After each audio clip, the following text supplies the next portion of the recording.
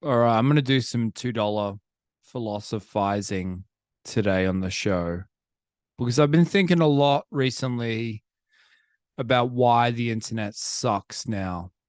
I'm not even sure if the premise is real or true or if I'm just getting older and jaded, but I swear the internet was more exciting about 10 years ago. And the assumption or explanation that I've had in my head for a while now is that the corporations moved in because back in the day, you'd have the mainstream media. And then when the internet started to take off, it stopped just being a quaint thing that you'd check Alta Vista, you check the weather or some shit in the 90s. And then obviously the nerds were well into it and the gamers and all that. But like the majority of people, the internet was just kind of like a quaint sidebar type of thing. But it started to get more popular. And in those early days, those who were entertaining or delivering news or writing, whatever they were doing on the internet, was more kind of free expression. It wasn't confined by I guess, the principles of mainstream media or just how I can't fucking find the word, but you know what I mean. The how it was like the standard forms of mainstream media was not on the internet. So anyway, the internet gets more popular. I think it's a combination of like interesting content and technology. The internet came into our phones, so more people started fucking around with it, and that meant more eyeballs and more money. And so at that point, here comes the corporations.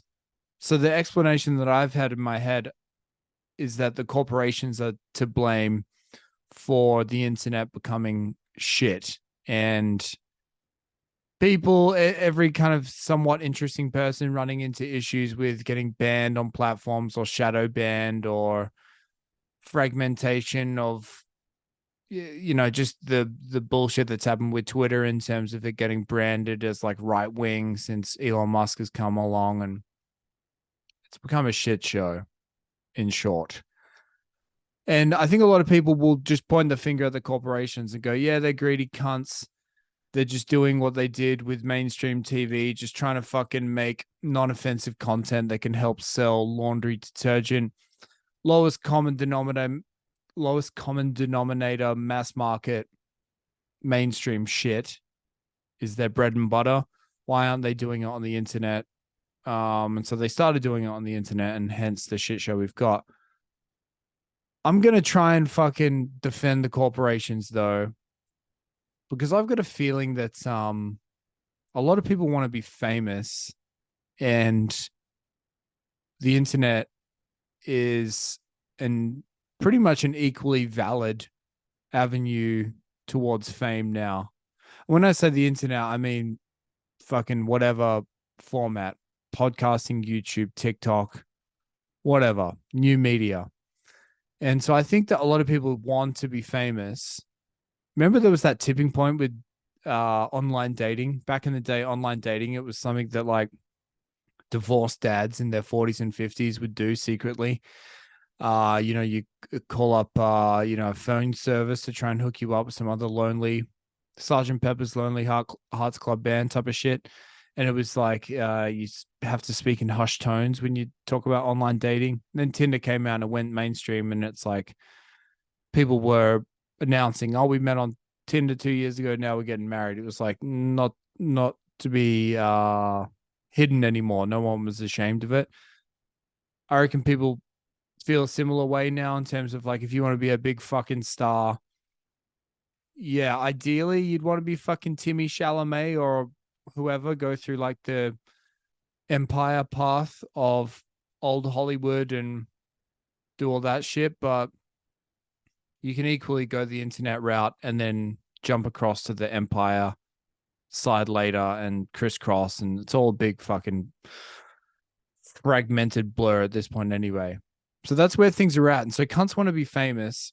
And so they act accordingly. They basically are copying famous people that they've seen on mainstream media of the past on these new platforms.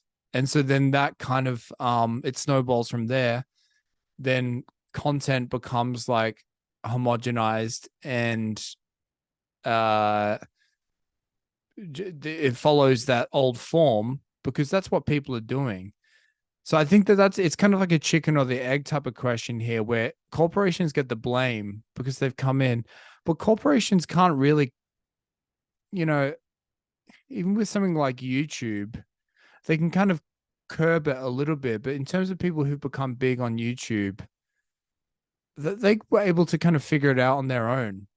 And I think it's really it's the type of thing where people will just do anything to be famous, and so they're copying people who've been famous before them, rather than some type of corporations like cracking the whip from the outset and saying this is how you shall behave.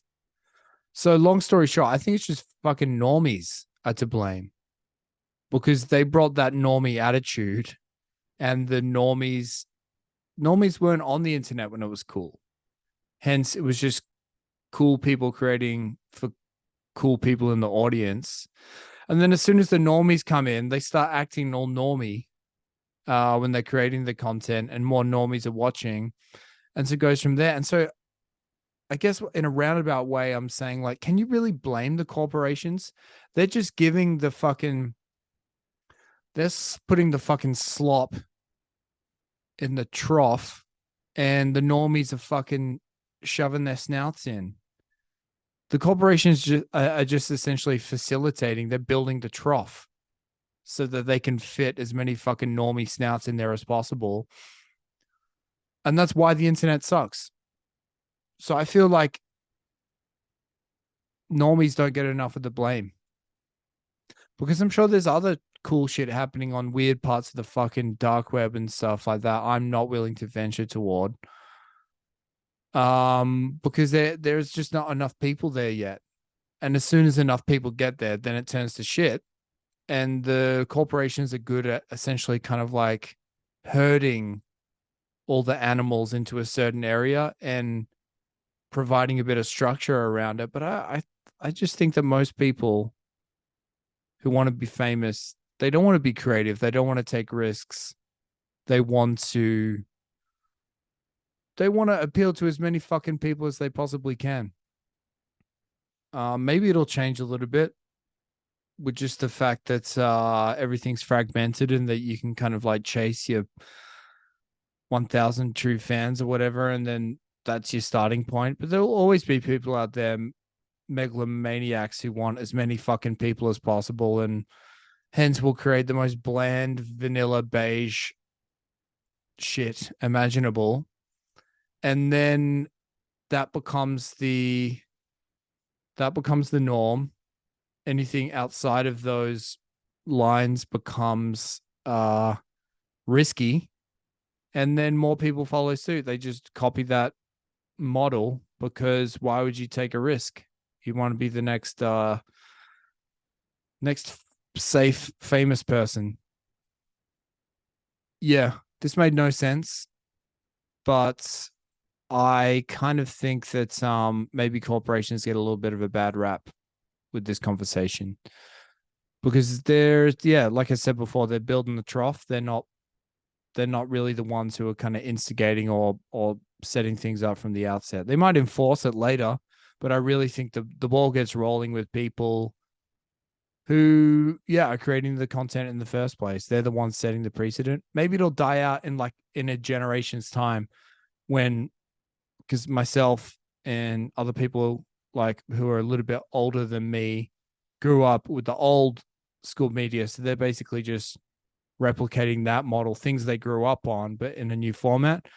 Maybe the Zoomers and the ones that follow, they won't have that. They'll just have grown up in this topsy-turvy world. So, but by that point, and we're seeing it happen now, these new kind of like rules of the internet and what you can and can't say, and, you know, nuance being eliminated, risque language or innuendo being eliminated.